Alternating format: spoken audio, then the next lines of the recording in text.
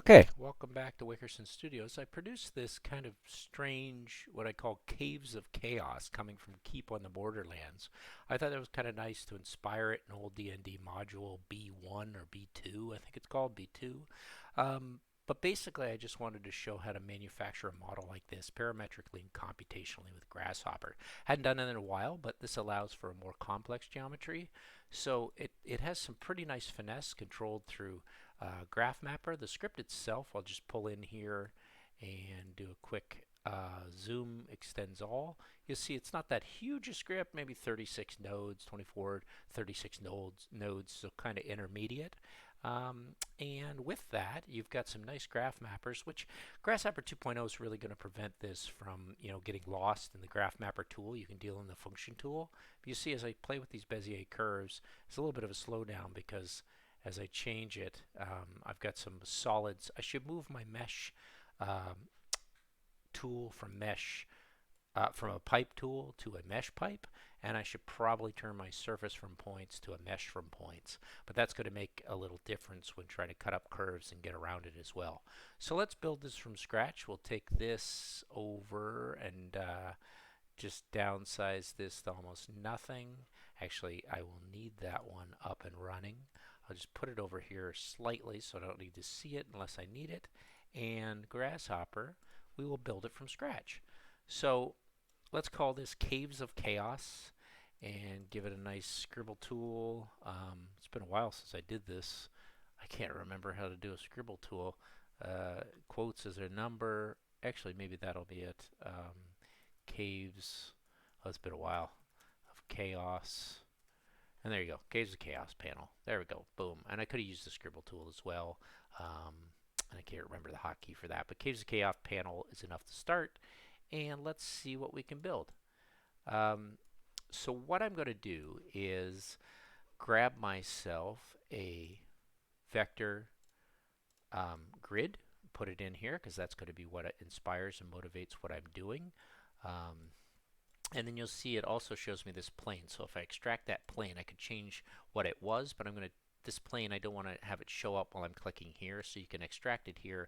You can also take it to preview off so you never see it. And then when you have everything expressed, you're only going to see that one, not this one, so whether you click it or not. The size, pretty simple. I'm just going to use quotes 1, get myself a 1 by 1, and that's going to allow for some really nice range and domain tools. I like to stay between 0 and 1. Scale doesn't matter to me on most of these things. It's all relative to what you end up doing with it. And then the extents I want to have up to 0 to 20 integers, and I'll probably start with the 20 grid of x extends and y extends. That's enough to start, and there's our grid. Now, what will we do from that? There's two things I want to do. I definitely want to pull my points out of it, but I want to pull my points out and I want to quickly flatten those points. I don't want the tree structure maintained. If you hover over here, you see that you have 441 points, but they're all set in 21 in each numbered groups. This way, I just get the 41 points completely. I also want to borrow that information in sets, and this is a nice little technique to get list lengths, and of course you still have to flatten your list length to get a number. So we can take a look at a quick little panel tool. I'm not in any rush to do this, so just take your time on this. 441 points. That I can start playing with the math. And you want to get back to numerical control and control points the whole time through here. Maybe produce curves and then do some surfaces and points from it. But you want to gain XYZ point control to find out what you want to do to this grid to make it exciting as a geometry and build yourself a piece of architecture or a model or whatever have you.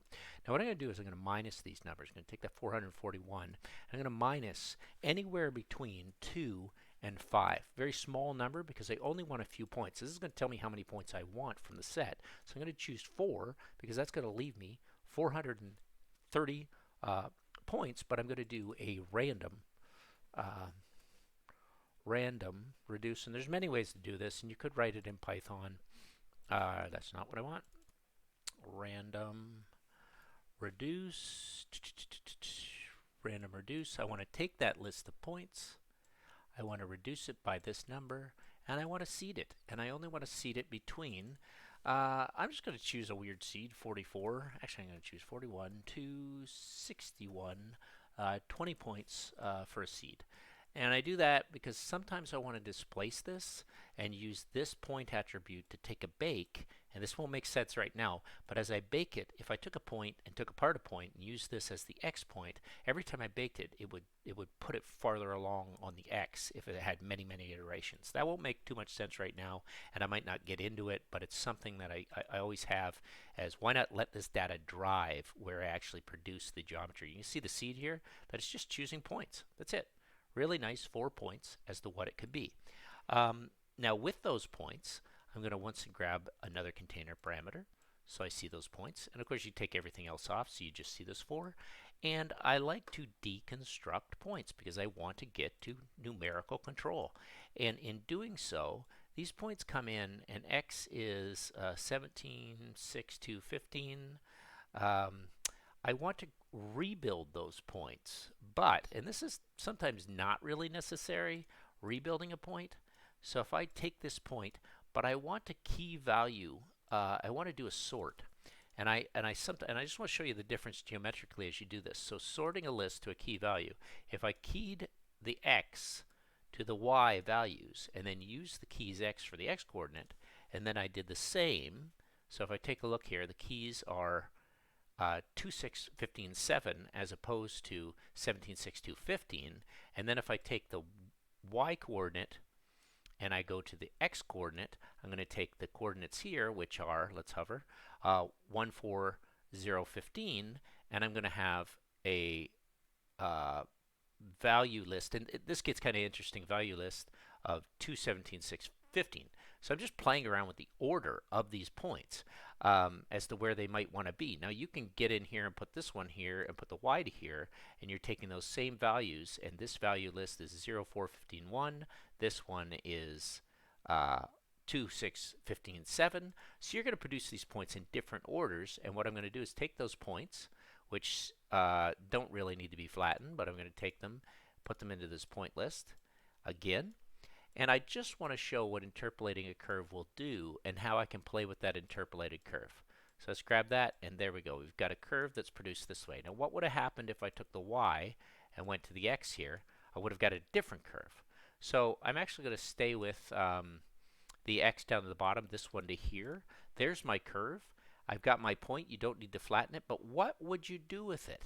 Well, the first thing to do is think about the next part, because this is the curve generation, which I just did. That's it, just generating a curve. You could group this, you could call it something if you wanted to. I'm not really in the grouping until I'm all said and done, and I kind of think it's packages. But there's my curve that's produced, and I've got a way to grab 5 or 4 or 3 or 2 for a straight line, but I like the 4, and I've got a seed that I can grab all these different wild curves for a wonderful surface, and I'm looking for something that's kind of concave or kind of convex. When it bends back on itself, it can be tricky. Let's start with the 47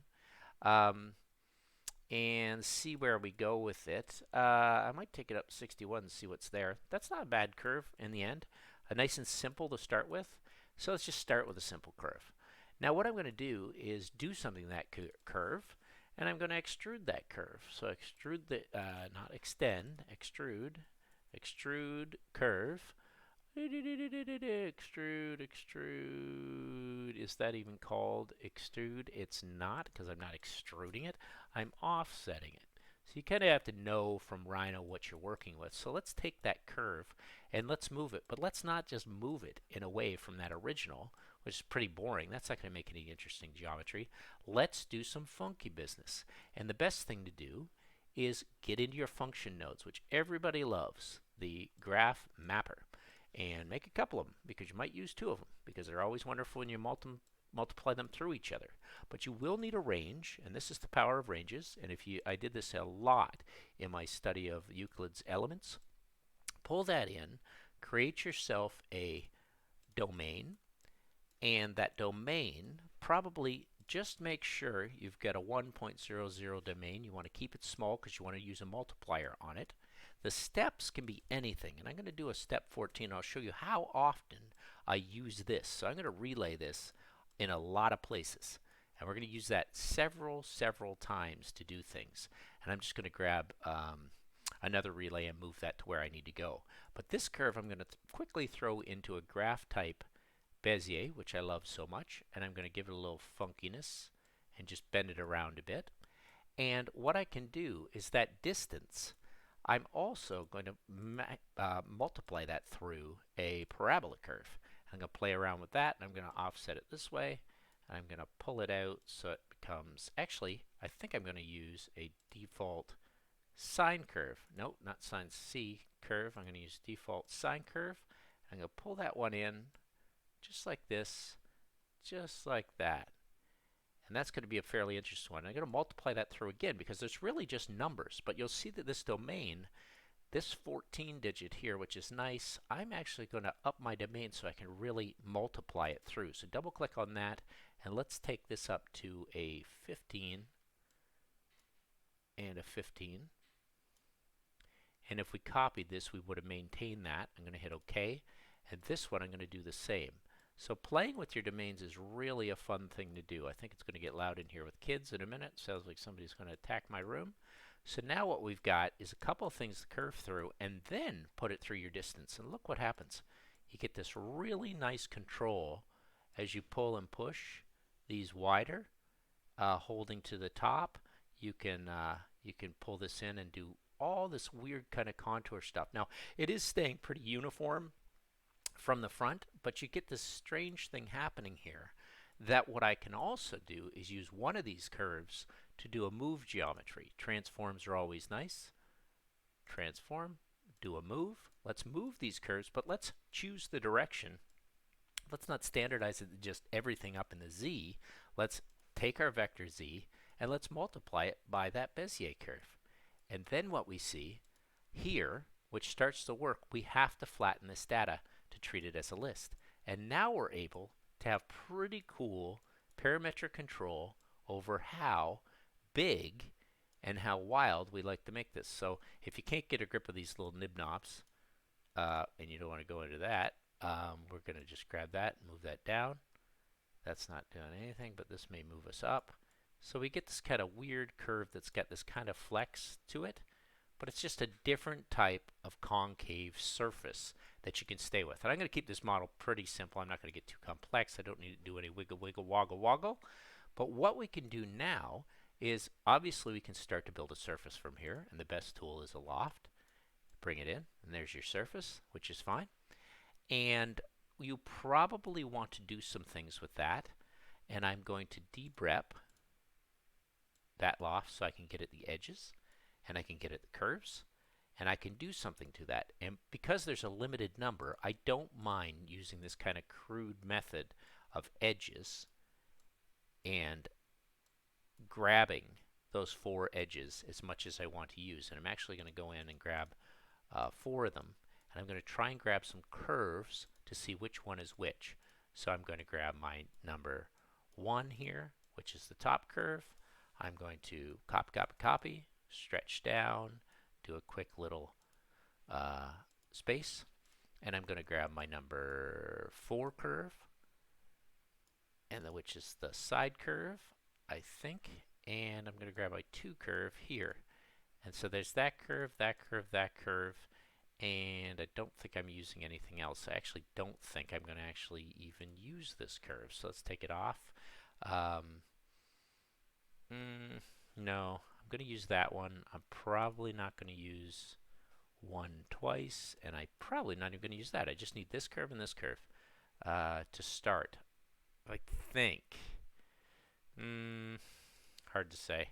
I'm looking at my other model. I'm going to grab this one too. So the bottom curve and the edge curve, I might do something with that edge. I actually don't think I'm using that one at all. I just want the top curve and the bottom curve. And so from that, I can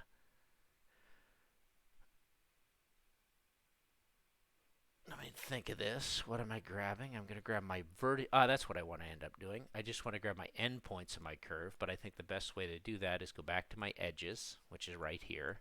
I'm going to grab another list item. There's many ways to do this, and because it's limited, I don't mind doing this way. Let's grab the edge list, the vertice list, and let's grab all four edges of it, and let's grab a little line between it. I'm kind of thinking back to what I did. I'm going to go from end to start so I can produce that.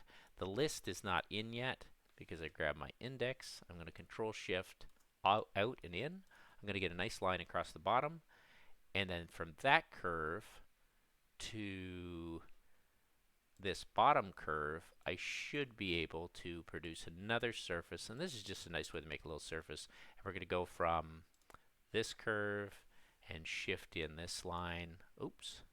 We're going to shift in this line, and we should get a nice little surface along the bottom. You might have to do a little bit. You could flatten these if you had to, but I don't think I have to. It's all fine as a loft. And then from that, I'm going to use some data on here. I'm going to actually grab my area centroid, and I'll show you what we're going to do with that centroid a little later on, which is going to come in handy to control some vectors. So I want that bottom surface, I want that centroid, and I'm going to be playing with vectors from that to other points, which really gives the wiggle to the caves, which you're going to see in a minute. So number one at the top, I'm going to do another offset surface, and this one's fairly simple. Let me shrink down. I'm going to do another offset.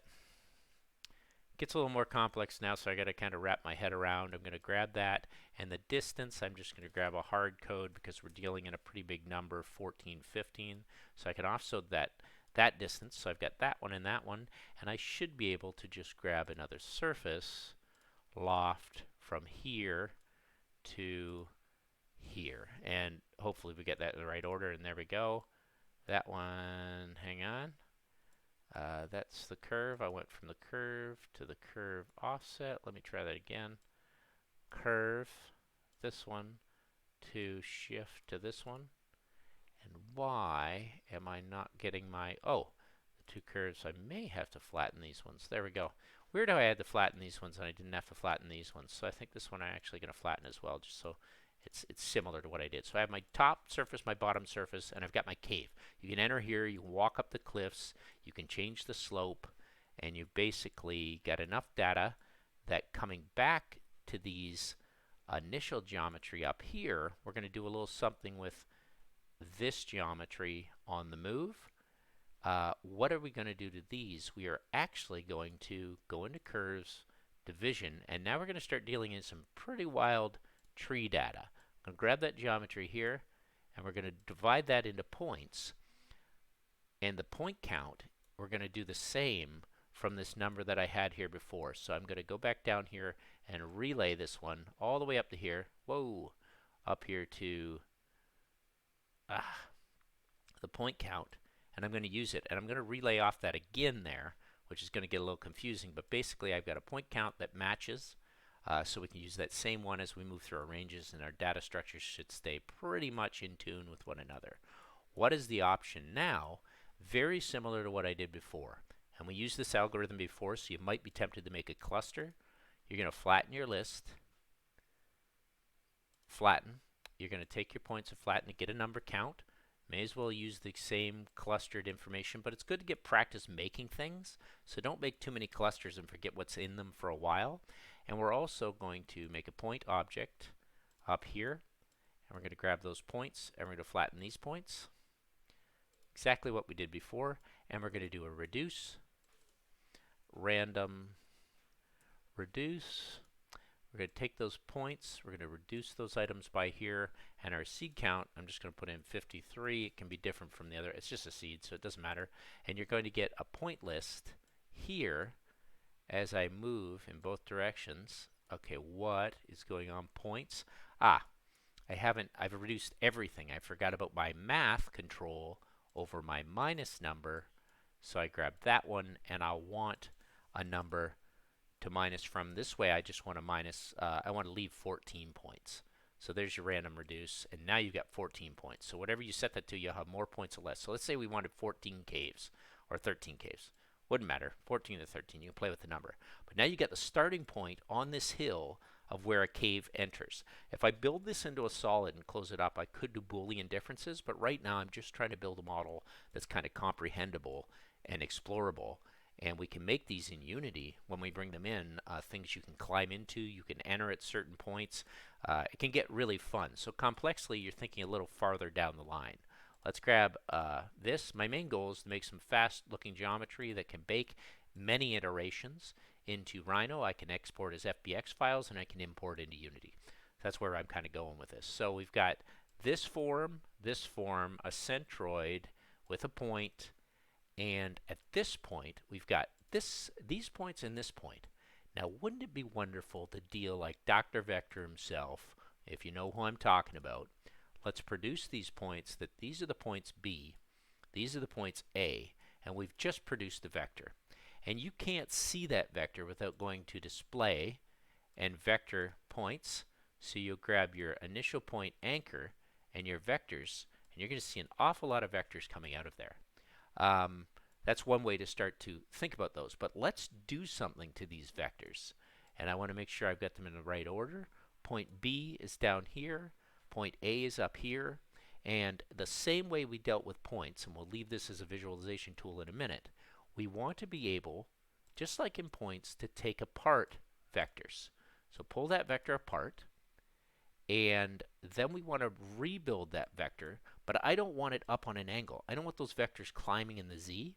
So I'm basically going to go in, and then I'm going to make that vector again, but I'm only going to borrow the X and Y attributes. So I get this type of vector that comes out like this, and it stays horizontal. So that's the data I want. I eliminated the Z attribute and just put it down to 0. And before, it was running at all these different values. So it's just another way to deconstruct things. Now what I'm going to do is I'm going to move my geometries. Let's come back here. These are my points. And that was a long stretch through here. Point, attribute. What I want to do is take these points, and I would like to move them.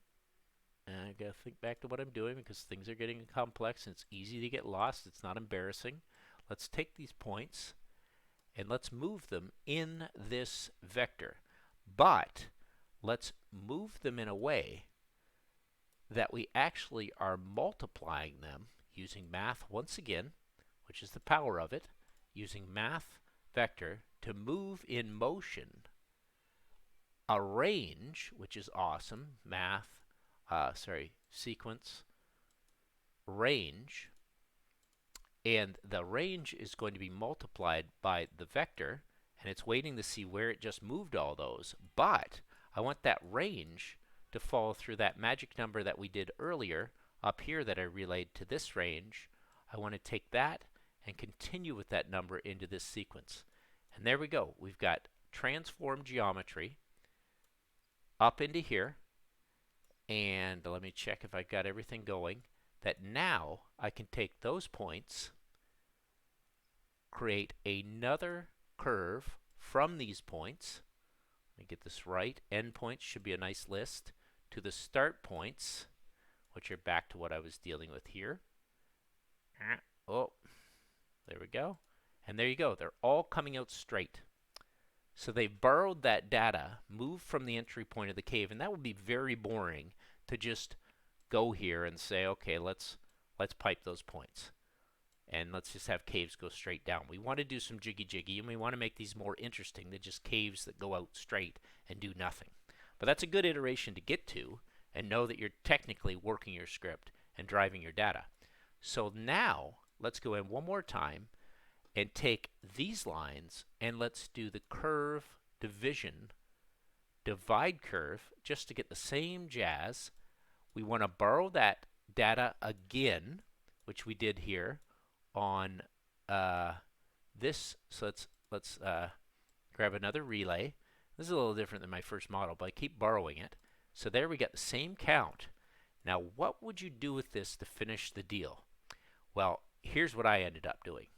The points themselves could be made into a, let me think about this, a rotate vector. I could rotate these lines along a very interesting vector. And this is where it's just insight when you're doing it.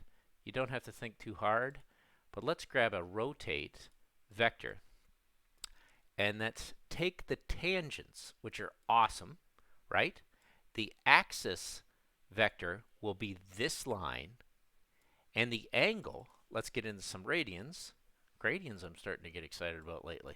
I screwed that up. Let's get that pi into here, and let's grab a 1.00 and bring this back to just a slight angle of rotation.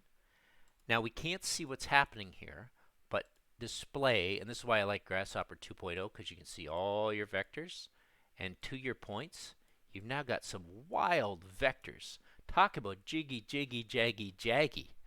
Well, let's move all of those points, maintaining our data structure. And I really just playfully thought my way through this. There's no demo. People need to do more of this.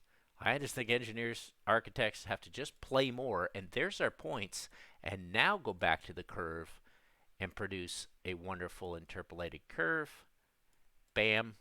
Take your jiggy jiggies, go into your mesh pipe tool, or if you want to get crazy and you want to do your point count correctly, you can do variable pipe, but I think we're close enough on this to just piping those.